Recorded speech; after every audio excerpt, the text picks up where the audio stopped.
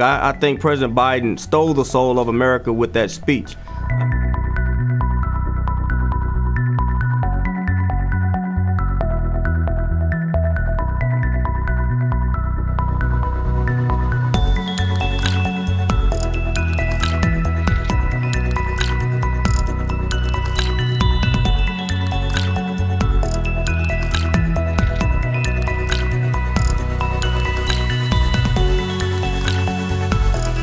Too much of what's happening in our country today is not normal. Donald Trump and the MAGA Republicans represent an extremism that threatens the very foundations of our republic.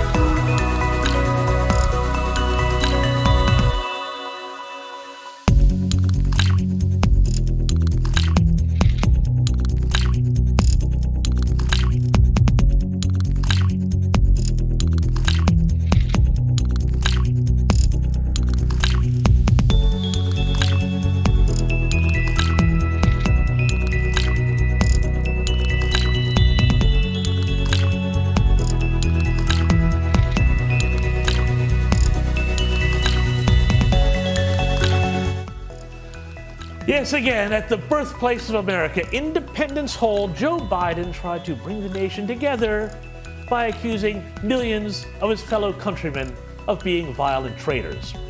Sigmund Freud himself wouldn't have known what to do with such a case of projection.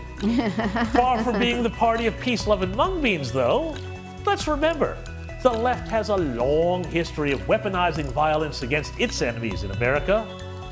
Think about the BLM riots, or the mostly peaceful protests that broke out after the murder of George Floyd, or the Antifa protests in Seattle and Portland that included sieges on courthouses and police stations, and the temporary secession of whole neighborhoods from the United States. Gosh, I don't know. That sounds a little insurrectionary, if you know what I mean. At least no one was wearing any Viking hats there. And then, of course, the Republicans and Trump officials who have been harassed in public even while eating in restaurants, all for having different beliefs. Again, very unifying and peaceful to be sure, though it is in keeping with what Joe Biden's old boss, Barack Obama, gave his advice to, well, whether they're independent or whether they are Republican, I want you to argue with them and get in their face. Yeah, get in their face. And speaking of getting in people's faces, the left had no problem with taking their protest right up to the steps of the Supreme Court to prevent Justice Brett Kavanaugh from being sworn in, or protesting in front of the homes of Supreme Court justices when a leaked draft decision came out revealing that Roe v. Wade was going to be overturned.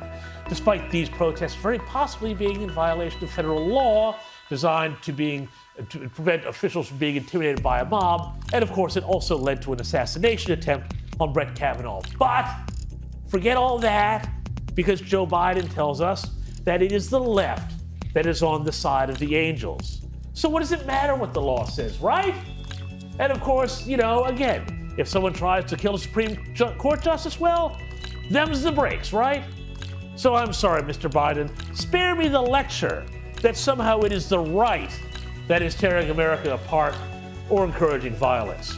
Frankly, I think your side of politics has a lot to answer for on that score, and I suspect the American people will see through it pretty well come November.